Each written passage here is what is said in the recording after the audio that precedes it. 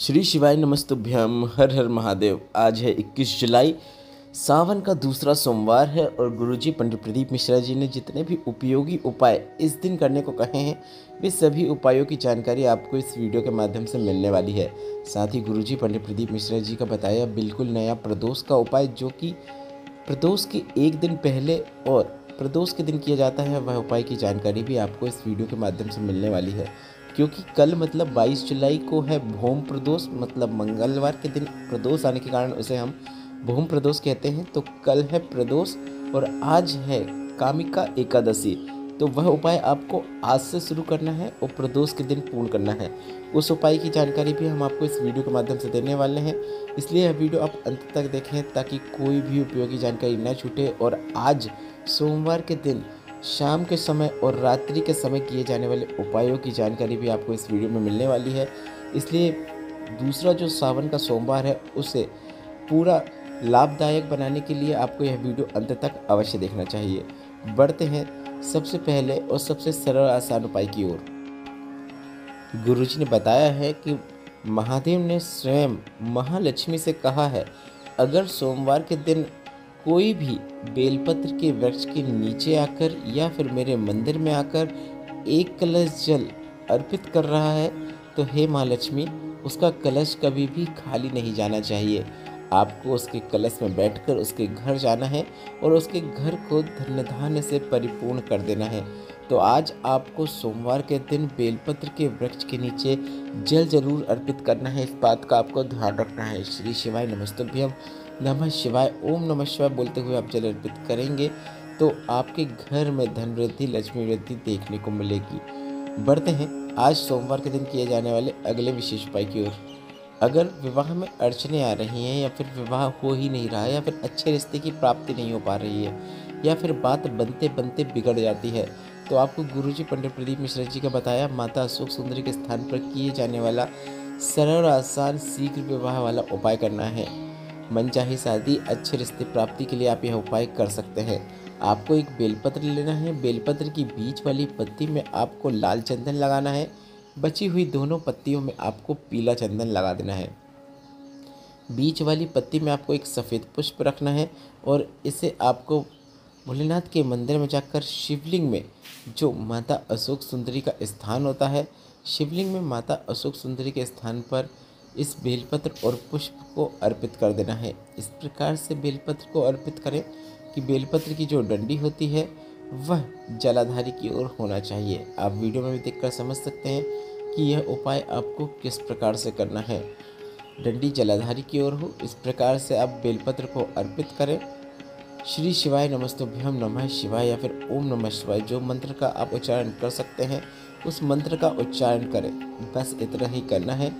3 महीने के अंदर अच्छा रिश्ता मिलता है जो आपके लिए काफ़ी अच्छा रहता है और शीघ्र विवाह हो जाता है। यह उपाय आपको इस विशेष सावन के दूसरे सोमवार में करना ही है।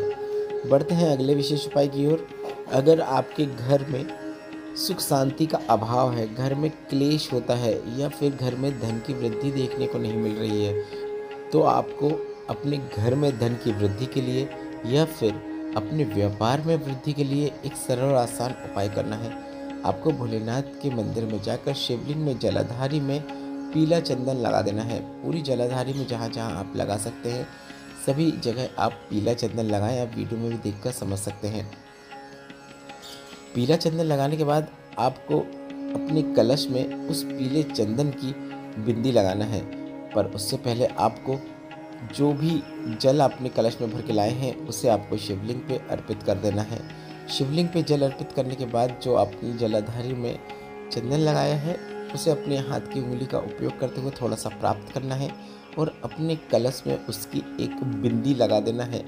इसके बाद आपको अपने घर पहुंच जाना है और घर पहुंचने के बाद आपको उसी बिंदी को अपने हाथ की उंगली में लेना है और अपने घर के मुख्य द्वार में एक बिंदी लगा देना है। बस इतना ही करना है। अगर व्यापार आगे बढ़ाना चाहते हैं तो व्यापार वाले स्थान पर आपको वह बिंदी लगा देना है। घर में आप धन संपदा चाहते हैं तो आपको घर पे बिंदी लगा देना है।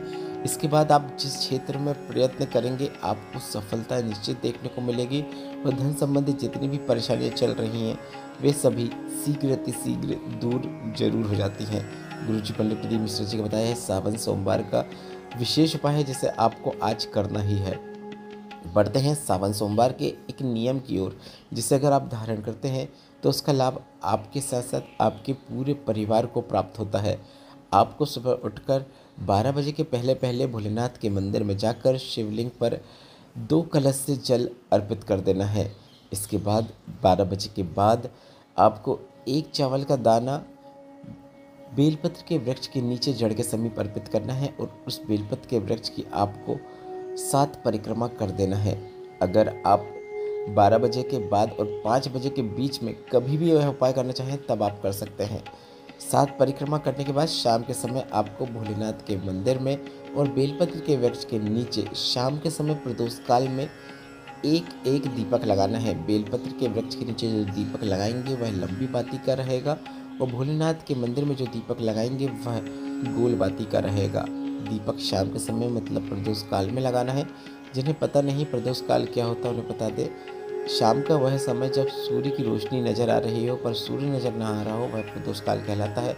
या फिर आप 6:30 बजे से लेकर 8:30 बजे तक या फिर 8:45 बजे तक आप यह उपाय कर सकते हैं। शाम का जो दीपक वाला है, शाम के दीपक आप इस समय के बीच में लगाकर अपना यह जो सोमवार का नियम है उसे पूर्ण कर सकते हैं। बस इतना ही करना है। पूरे परिवार को इसका लाभ देखने को मिलता है और यह काफ़ी अच्छा परिवार की उन्नति के लिए, धन संपदा प्राप्ति के लिए किया जाने वाला सोमवार का नियम है, जिसे आपको सावन के दूसरे सोमवार में अवश्य करना है। अब बढ़ते हैं सावन प्रदोष के बिल्कुल नए उपाय की ओर, जिसे आपको सावन प्रदोष के एक दिन पहले और सावन प्रदोष में करना है। कल है सावन की प्रदोष और आपको यह उपाय आज से शुरू करना है। अगर आपको लग रहा है कि आपका जो पैसा है वह बीमारियों में जा रहा है, पैसा घर में जुड़ ही नहीं पा रहा है, एक बीमार होता है वह ठीक हुआ तो दूसरा बीमार हो गया, वह ठीक हुआ तो तीसरा बीमार हो गया, घर के सदस्यों में ही घर का जो पैसा है वह जा रहा है, ऐसी या फिर ऐसी कोई बीमारी हो गई है जिसमें पैसा जाते ही चले जा रहा है, कुछ भी हल नज़र नहीं आ रहा है, तो गुरुजी ने यह उपाय करने को कहा है। यह उपाय करने के लिए आपको एक पीपल का पत्ता लेना है। पीपल के पत्ते के ऊपर आपको एक कनेर का पुष्प रखना है। आज रखना है, इस बात का ध्यान रखें क्योंकि प्रदोष के एक दिन पहले आपको अपने घर पर पीपल का पत्ता रखना है और उसके ऊपर कनेर का पुष्प रखना है। आज आपको अपने घर में रात भर इसे रखे रहने देना है। दोपहर में रख दें, रात भर रखे रहने दें, फिर अगले दिन मतलब कल प्रदोष का दिन होगा उसे बहते हुए जल में दोनों चीज़ों को आपको विसर्जित कर देना है, बहा देना है। बस इतना ही करना है। पैसा बीमारियों में नहीं जाएगा क्योंकि घर में जो बीमारियां हैं वह घर से दूर होती हैं, घर में पैसा टिकता है और आपको धन वृद्धि देखने को मिलती है। गुरुजी पंडित प्रदीप मिश्रा जी का बताया यह सावन प्रदोष का बिल्कुल नया उपाय है जिसे आपको आज से करना शुरू करना है। इस वीडियो में बताई गई जानकारी से संबंधित कोई प्रश्न है तो आप कमेंट बॉक्स के जरिए ज़रूर पूछिएगा। आपके प्रश्नों के उत्तर हम आपको ज़रूर देंगे। वीडियो उपयोगी लगा है तो लाइक ज़रूर कीजिएगा। कमेंट बॉक्स में श्री शिवाय नमस्तुभ्यम टाइप कीजिएगा। श्री शिवाय नमस्तुभ्यम। हर हर महादेव।